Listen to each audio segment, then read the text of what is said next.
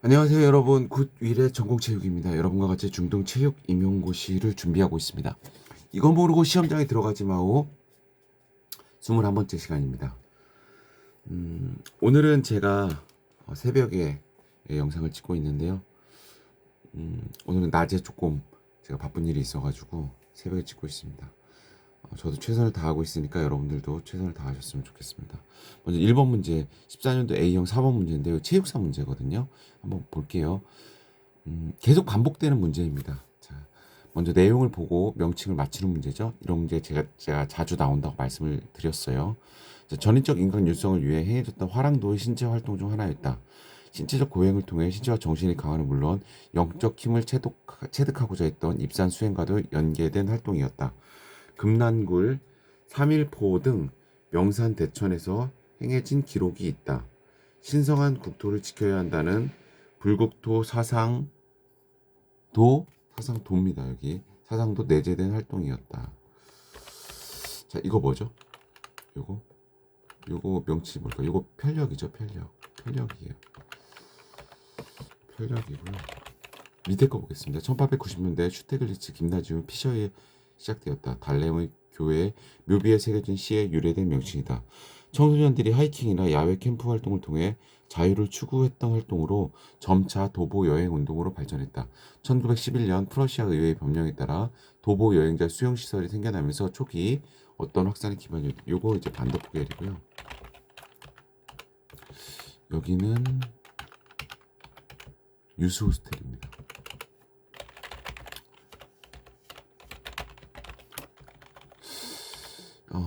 이 마지막 문장 1911년 프러시아 의회의 법령에 따라 도보 여행자 수용 시설이 생겨나면서 초기 유수 호스텔 확산의 기반이 되었다. 이 문장은 사실 중요한 문장은 아니라고 생각이 돼요. 하지만 교과서를 읽었던 사람 이제 변별을 어쨌든 해야 되니까 그런 사람들에 한해서 요 문장을 이제 맞힐 수 있던 문장이고요. 편력과 반대포벨은 계속 반복됩니다. 계속 반복되고 굉장히 여러 번 나왔고 앞으로도 또 나올 거예요. 왜냐하면 이 체육사는 일정한 흐름이 있습니다. 체육 신체 활동과 관련되는 영역이기 때문이에요. 영역이기 때문에 계속 나오는 거예요. 예, 중요한 거죠. 체육사적으로 봤었을 때는 이 내용이 단순한 암기 문제로 비칠 수 있지만 중요하기 때문에 계속 반복돼서 나오는 겁니다. 즉 차후에는 지금은 명칭을 물어봤잖아요.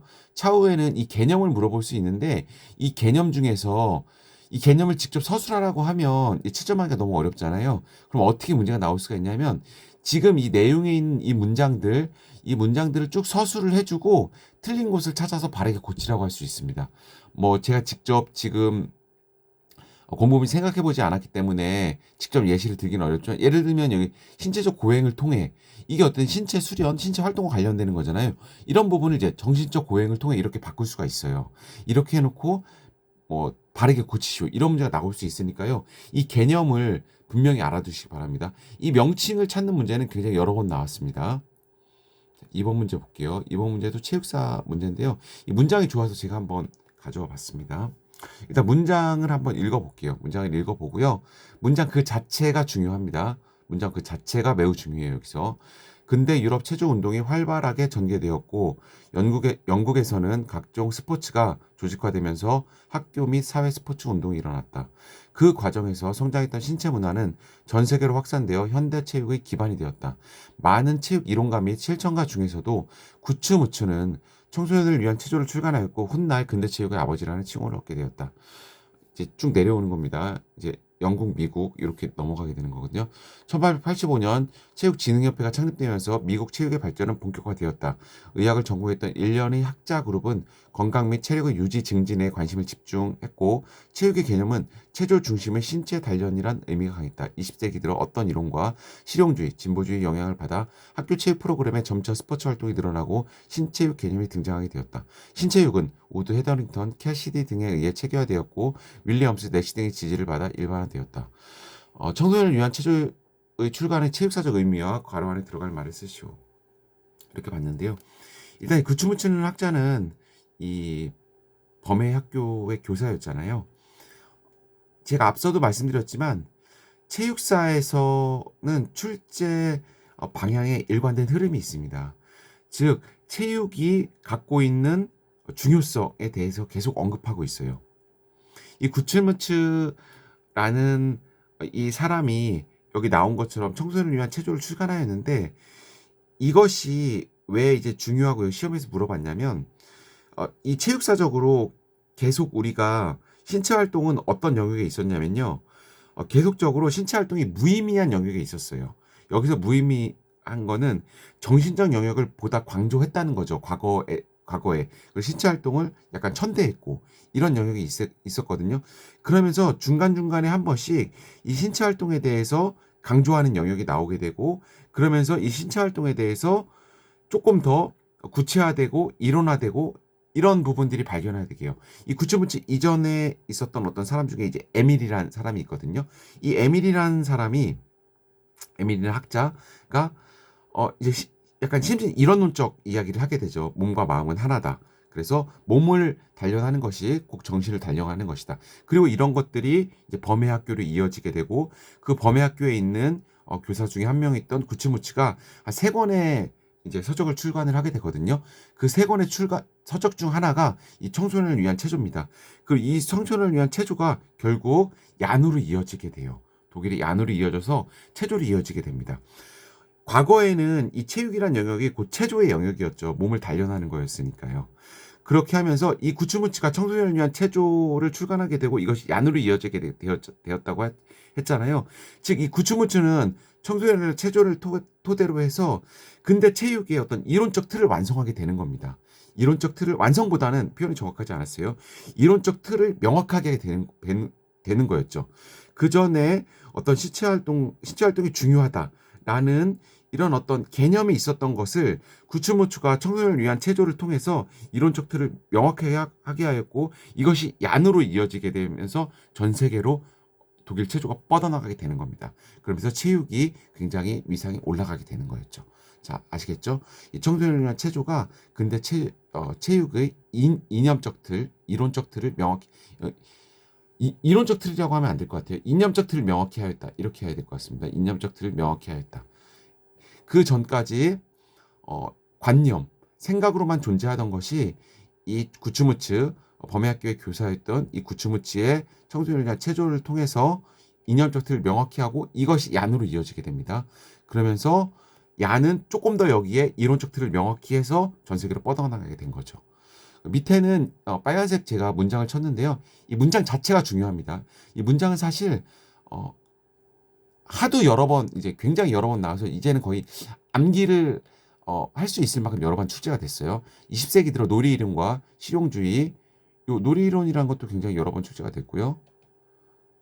그리고 실용주의도 출제가 됐고, 진보주의라는 부분도 출제가 됐습니다. 학교 체육 프로그램에 점점 스포츠 활동이 늘어나고, 신체욕, 요 명칭 자체도 출제가 됐어요. 신체욕은 우드, 헤더링턴, 캐시디 등의 체계화되었고, 윌리엄즈, 내시 등의 지지를 받아 일반화되었다. 이렇게 되었고요. 이걸 순서대로 배열하는 문제도 출제가 되었습니다. 예, 배열하는 문제. 예를 들면은 신체욕, 그리고 이 과거의 어떤 이론, 그리고 뭐 움직임 이론, 이렇게 섞어가지고 이것을 배열하는 문제도 출제가 됐으니까 좀 알고 계셨으면 좋겠습니다.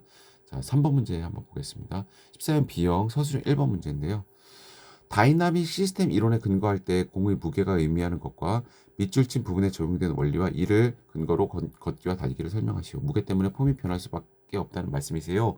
그래, 맞단다. 포환이나 야구공은 멀리 던지려는 목적은 같지만 공의 무게가 다르기 때문에 폼이 달라질 수밖에 없는 거란다.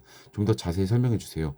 테니스공과 야구공처럼 무게 차이가 크지 않은 경우에는 던지는 폼이 유사하지만 포환처럼 일정한 값 임계치 이상으로 무거워질 경우 전혀 다른 폼으로 급격하게 바뀌지. 자, 이걸 걷기와 달리기 동작에 적용해 보자. 이렇게 나와 있는데요. 일단 여러분들 다이나믹 시스템 이론이라는 게 어떤 걸 알아야겠죠. 이것이 어떤 건지 알아야겠죠. 이 다이나믹 시스템 이론은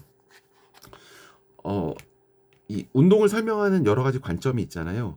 운동 협응을 설명하는 여러 가지 관점이 있는데, 이 다이나믹 시스템 이전에 운동 프로그램으로서 했던 관점이 있잖아요. 정보 처리 이론이라고 그래서. 그래서 어떤 인간의 기억 표상으로서 운동을 설명하려고 했는데 운동의 종류가 그 운동 협응의 종류가 굉장히 많을 거 아니에요. 한 가지 동작이 아니잖아요. 굉장히 많은 동작이 있는데 이런 많은 동작을 어떻게 인간의 어떤 기억, 표상만으로서 설명할 수 있냐. 이것은 좀 맞지 않는 것 같아. 정보 처리 이론으로서 한계가 봉착하게 됐고 그 후에 나오게 됐던 게 다이나믹 시스템 이론이 되는 거죠.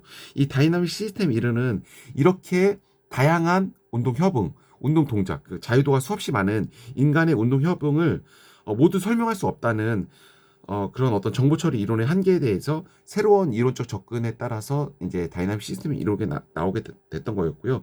이 다이나믹 시스템 이론은 아주 중요한 두 가지 원리가 있잖아요. 그것이 뭐냐면 자기 조직의 원리와 비선형성의 원리입니다.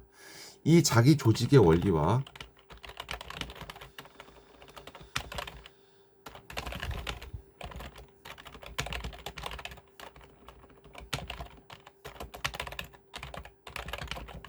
이 자기 조직의 원리로서 이 자기 조직의 원리는 어떤 거냐면 어떤 특정한 조건이 적합해지면 특정한 현상이 저절로 발생한다는 원리예요.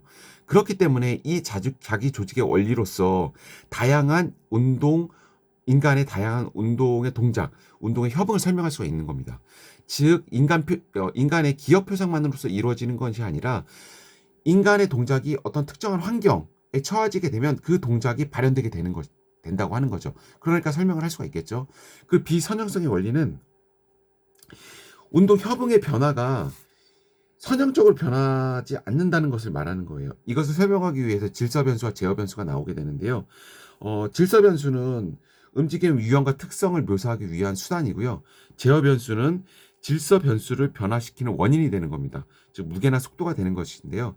이 무게나 속도가 어떤 임계치, 어떤 한계 이상으로 변화하게 되게 되면은 질서 변수가 급격하게 변화한다는 거예요. 즉, 그 밑에가 설명이 되는 겁니다. 즉, 자기 조직의 원리로서 인간의 다양한 현상을 설명할 수가 있고요. 비선형성의 원리로서 아래 문장이 밑에 문장이 설명이 될 수가 있는 거예요. 즉, 여기 보게 어떻게 나와 있냐면요. 테니스공과 야구공처럼 무게의 차이가 크지 않은 경우에는 던지는 폼이 유사하지만 포환처럼 일정한 값 임계치 이상으로 무거워질 경우 전혀 다른 폼으로 급격하게 변하지. 이것이 비선형성의 원리가 되는 거예요. 즉 질서 변수와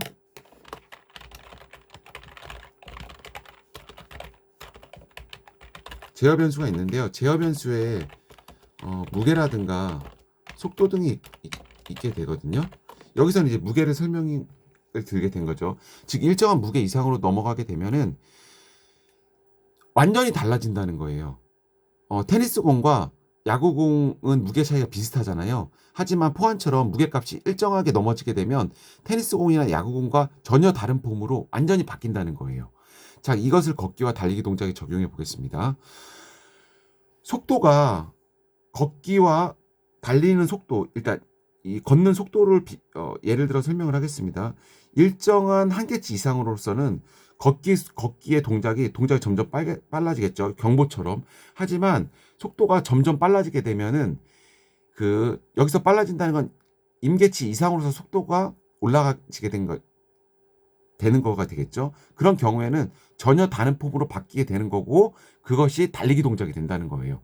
즉 걷기의 속도에서 일정한 임계치 속도로 넘어가게 되면은 전혀 다른 폼인 달리기 동작으로 변화하게 된다는 겁니다. 여기에 제어 변수와 질서 변수를 써서 설명을 해보겠습니다. 즉 걷기와 달리기 동작을 설명하는 것은 질서 변수가 되는 거죠. 즉 제어 변수인 속도가 임계치 이상으로 넘어가게 되면은 질서 변수인 걷기의 동작이 달리기 동작으로 급격하게 바뀌게 됩니다. 이것이 비선형성의 원리입니다. 이런 식으로 설명이 될 수 있습니다. 자, 오늘 세 가지 문제를 풀었는데요. 체육사 중에서도 다 중요합니다. 여기 1번 문제 굉장히 단수 남기 문제 봤지만요. 앞으로 계속 출제가 될 수 있어요. 앞서 제가 말씀드렸던 것처럼 이것이 신체 활동, 체육과 관련되어 있는 아주 중요한 활동이기 때문에 그렇습니다. 2번 문제 매우 중요하죠. 즉 이렇게 체육사 문제는 중간중간 패러다임을 바꾼 이론이나 학자가 계속 출제가 되고요. 과거에는 그것을 개념을 물어보는 문제가 출제가 되었어요. 근데 지금은 역시 같은 영역이 출제되지만 조금 다른 형태로 출제가 됩니다. 틀린 문제를 찾으라고 하던가 개념이나 명칭을 묻는 문제가 출제되고요. 이 밑에 부분 계속 출제되고 있습니다. 이 문장 그 자체를 알아두고요. 이 운동학습이 제어에 나오는 이론인데요. 이 다이나믹 시스템 이론 굉장히 중요하죠. 원리도 중요하고요. 시험 문제 내기에도 매우 유리합니다. 꼭 알아두시기 바랍니다. 자, 오늘 수업은 여기까지 하겠습니다. 여러분들의 합격을 응원합니다. 감사합니다. 굿 위의 정우체육이었습니다.